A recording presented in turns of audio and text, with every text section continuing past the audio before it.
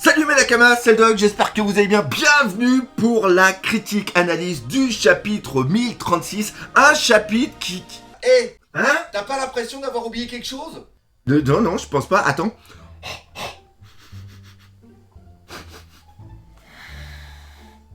Non, j'ai rien oublié ce matin. Ah ça, t'es trop con, ce que tu devais dire au début de ta vidéo. Ah, au niveau de la vidéo, oui, c'est ça.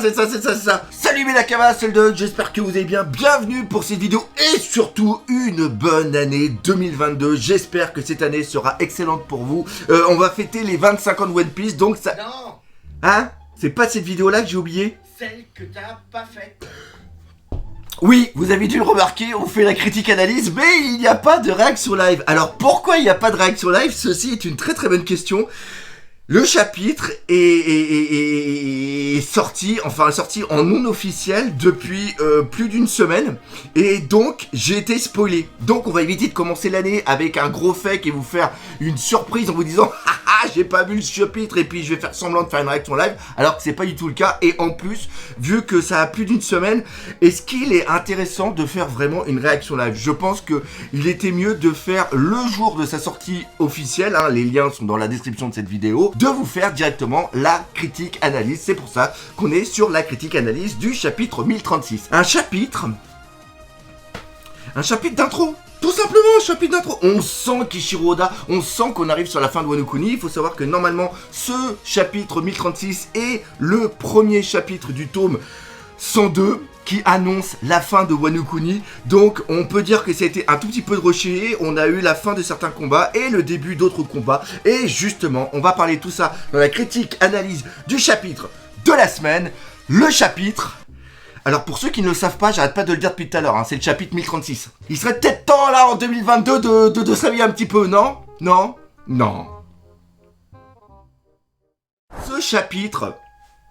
Moi je l'ai bien aimé, franchement j'ai bien aimé, encore une fois comme les traditionnels chapitres de One Piece, on a de la badassitude, on a de l'humour, on a un petit peu d'émotion, on a un final où on a le sourire de Luffy, de Kaido, franchement ça annonce du très lourd pour la suite, mais on va éviter tout de suite de parler de ça, on va essayer de prendre ça en version chronologique et parler déjà de la fin du combat de Zoro contre King, et là ça fait plaisir. Alors pourquoi ça fait plaisir? Parce que Zoro, à la fin de son combat, il tombe. Enfin, grâce à un dash, il remonte sur Onigashima et après, il s'écroule. Ça fait du bien. Franchement, entre nous, ça fait du bien de voir Zoro qu'en a chié. Il en a chié sa mère et c'est bien. C'est-à-dire qu'il prend conscience... Sûrement que pour accomplir son rêve, et justement le petit rêve, on va en parler juste après avec le parallèle qu'il y a eu entre King et entre Zoro, ça fait du bien de voir que pour accomplir son rêve, il a encore une marge de progression. C'est-à-dire que là, avec le Enma et avec surtout, maintenant qu'il a conscience qu'il a le Haki des rois, parce que ça il faut le savoir, hein. Le Haki des rois, il vient seulement de se rendre compte qu'il le maîtrise seulement que sur Onigashima. Ce qui veut dire que quand il a combattu contre Mihawk pendant les 2 ans, il n'a pas été poussé assez loin dans ses retranchements, il n'a pas eu assez de colère pour éveiller son Haki des rois. Là, il y a encore une marge de progression, des nouvelles attaques, justement avec son katana, son katana mon con, avec son katana, avec la maîtrise du Haki des rois, donc ça c'est génial parce que surtout que Luffy, lui, maintenant le maîtrise, en a conscience et pourra peut-être lui apprendre quelques techniques. Bref, tout ça pour dire que ça fait hyper plaisir de voir un Zoro qui en a chié. Maintenant, on va parler aussi un petit peu du parallèle qu'il y a entre King et entre Zoro. Ils ont tous les deux le même rêve, que leur capitaine devienne le seigneur des pirates. Alors, attention, spoiler, celui qui va devenir le seigneur des pirates, c'est pas Kaido. C'est Luffy. Enfin, normalement. J'espère. J'espère qu'il va pas nous troller là-dessus, Ichiro Oda. Donc, on a la défaite de King qui se met là. Est-ce que King, plus tard, peut revenir dans une attaque, enfin, dans un arc final allié avec Zoro pour combattre quelque chose? Ça pourrait être vraiment classe. Là, franchement, il y a eu un petit flashback qui m'a fait plaisir. Pourquoi? Parce qu'on voit Kaido sans moustache. Et Kaido sans moustache, ça fait bizarre. C'est un peu comme le Doc sans bouc. Ça fait bizarre. Pour ceux qui le savent, hein, c'était il y a exactement 1 an. Et surtout, ce qui est excellent, c'est que on a King qui parle de Joy Boy à Kaido. Est-ce que Kaido, lui, a connaissance de cette légende de Joy Boy? Est-ce qu'il connaît les tenants et les aboutissants? Parce qu'il faut savoir que Goldie Roger, lui, sait justement qu'il n'est pas Joy Boy, enfin que Joy Boy a un lien justement avec le siècle oublié et aussi cette sorte d'action cyclique qui revient. Il dit bien qu'il est arrivé trop tôt, mais ça pareil, on pourra en parler dans une autre vidéo. Il parle de Joy Boy à Kaido s'en fout totalement, mais Joy Boy a peut-être aussi un lien avec le dieu qui a un lien avec le soleil et dont je me rappelle plus du tout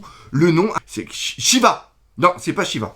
Nika, ça y est, je viens d'avoir une fulgurance au niveau du cerveau. Est-ce que plus tard, à un moment, on pourra avoir enfin des informations sur les Lunaria? Parce que c'est quelque chose aussi qui m'énerve un petit peu avec Ishiroda, c'est-à-dire qu'il nous fout plein de teasers et il nous donne aucune réponse. Voilà, ça franchement, c'était chiant et je m'attendais beaucoup du flashback de King et on a presque rien eu et ça je trouve que c'est l'un des défauts d'Ishiroda. Alors justement, en parlant de défauts, on ne peut pas passer à côté de la gestion de la mort dans One Piece. Alors ça j'ai l'impression que c'est une petite musique qui revient tout le temps. Là on a eu une sorte d'explication avec Usopp. Le passage d'Usopp est vraiment excellent. Je trouve que ça donne une bonne opposition entre la mentalité je dirais européenne et la mentalité japonaise qu'il y avait à un moment. C'est-à-dire cet honneur qui manquait peut-être dans une certaine mentalité et une autre qui est peut-être trop exacerbée au niveau d'une autre mentalité. Là, tel qu'on entend Usopp, il a l'air de dire non mais les gars, mais arrêtez de vouloir vous tuer tout le temps, ça sert à rien. Vous avez peut-être pas réussi à tuer Kaido, mais il est peut-être plus important d'être vivant et d'essayer d'aller jusqu'au bout au niveau du combat que de vouloir mourir. Il y a peut-être encore des choses à faire, tout simplement. Momonosuke qui va avoir 20 ans, qui va devenir le futur shogun d'Onigashima, et bien, enfin de Wano Kuni plutôt, et donc il va avoir besoin de quelqu'un pour l'épauler, pour qui ait une certaine maturité, pour lui dire comment gérer un pays et comment rendre son pays et son peuple surtout heureux. Et c'est là-dedans justement que Kinemon peut venir. Il y a une évolution dans le personnage de Kinemon. Kinemon, quand il est jeune, c'est complètement un idiot, et au fur et à mesure, il devient le leader des fourreaux rouges, et il a cette vision qu'avait un petit peu Oden envers son peuple. Donc, il a besoin d'être vivant, même si on est d'accord là-dessus. Moi, j'aurais préféré que les fourreaux roux. Non, ils sont pas roux, les fourreaux, hein, ils sont rouges, hein.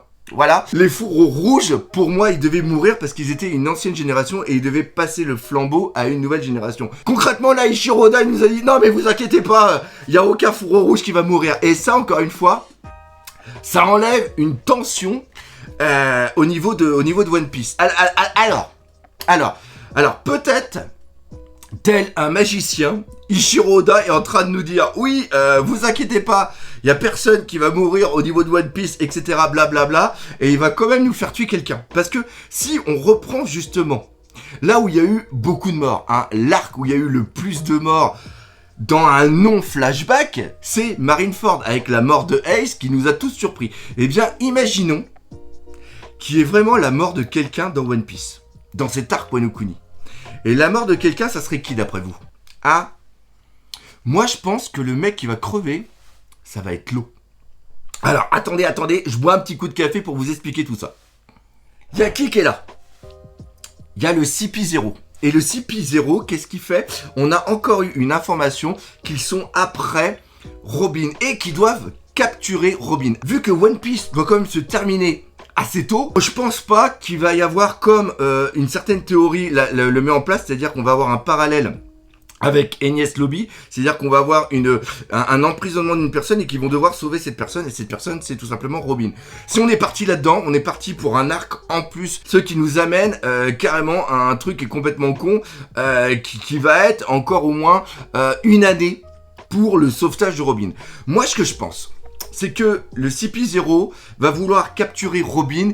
Ils ne vont pas réussir à le faire, donc ils vont dire, si on peut pas capturer Robin, on va tuer Robin. Alors il y en a certains qui vont dire, oui mais le doc t'es complètement con, tu nous as dit que c'était Lo qui va mourir, et là tu nous dis que c'est Robin qui va mourir.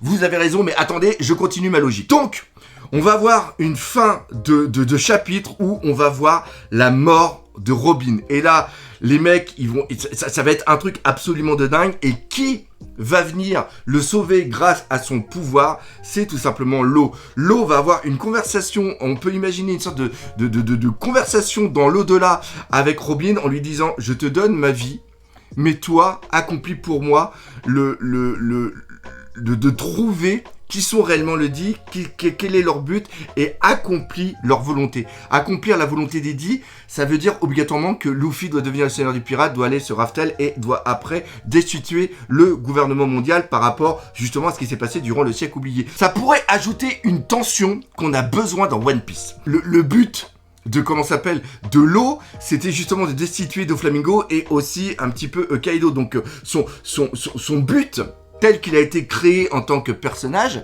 il sera terminé. Et comme on avait mis en place que son pouvoir permettait justement de donner l'immortalité ou de ramener à la vie une personne, tout le monde pensait que c'était par rapport à Luffy qui va combattre contre Kaido et Kaido qui va tuer Luffy et c'est Lo qui va faire revivre Luffy. Mais je pense que c'est trop téléphoné. Je pense que si à un moment on voit Robin qui meurt, ça va surprendre tout le monde comme la mort de Ace avait surpris tout le monde et qu'à l'époque, justement, il y avait eu plein de théories comme quoi que Ace devait revivre avec le pouvoir de Marco, justement le feu, le phénix, renaître de ses cendres, etc., etc.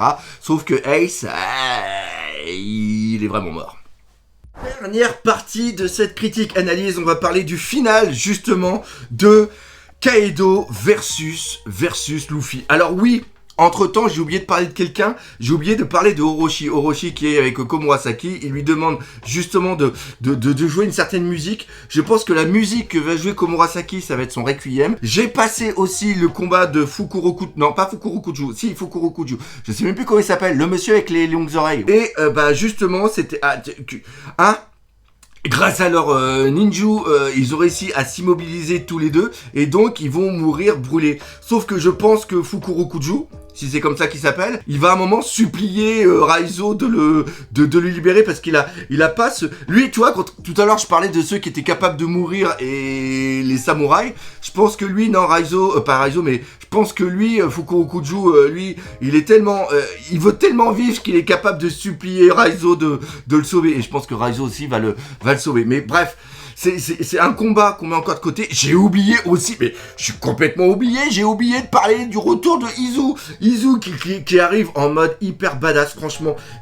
J'adore quand il est torse nu avec le clan Kuzuki dans le dos. Le fait aussi qu'ils disent à Usopp, qu'ils l'appellent God Usopp, ça c'est vraiment excellent. J'espère qu'on aura un autre moment de badassitude au niveau de Izu parce que franchement j'adore quand il a son frère dans son petit frère dans les bras en disant mais non parle pas, tu vas quand même t'en sortir. On reprend le truc de la mort dans l'état où est Kinemon et aussi Okiku.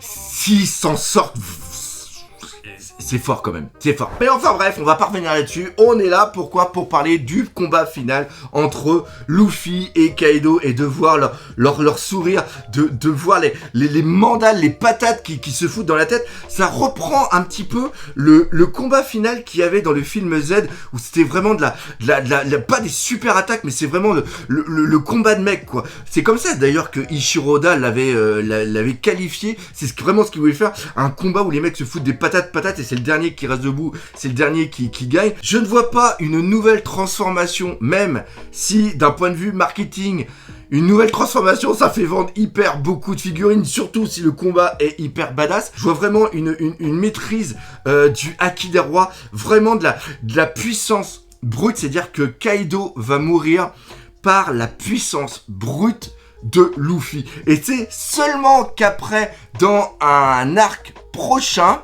où il aura vraiment maîtrisé ce haki et c'est ce haki des rois et les patates qui vont avec aussi bien sûr le nouveau niveau du haki de l'armement, où après il pourra mettre ça en place avec une transformation qu'il avait en tête, parce que rappelez-vous du combat qu'il y a eu contre Doflamingo, où il a dit qu'au centre de l'île, il y avait des créatures bien plus puissantes que toi, et je pense que ces créatures, il n'a jamais réussi à les battre. Je pense qu'on va avoir un combat de Kaido contre Luffy qui va durer peut-être 2 chapitres. On va avoir un flashback, on va apprendre peut-être pourquoi il est aussi immortel, même si on sait que c'est lié justement avec un cadeau que lui a fait Big Mom.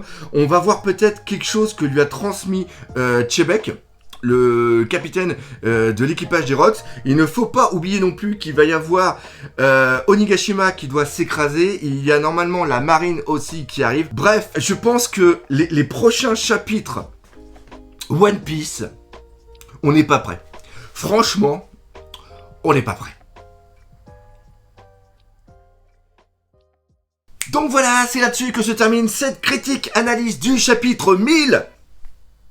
Bravo, j'espère que vous aura fait plaisir. Avant de terminer, il va y avoir normalement bientôt une vidéo spéciale point doc pour annoncer ce qui va se passer en 2022, les conventions, etc., les projets, et aussi un petit bilan de ce qui s'est passé en 2021, parce que 2021, ça a été quand même une sacrée année. Encore une fois, un gros merci à vous tous qui me suivez et qui me soutenez. Sans vous, j'en serais pas là. Donc encore une fois, c'est hyper important de vous le dire.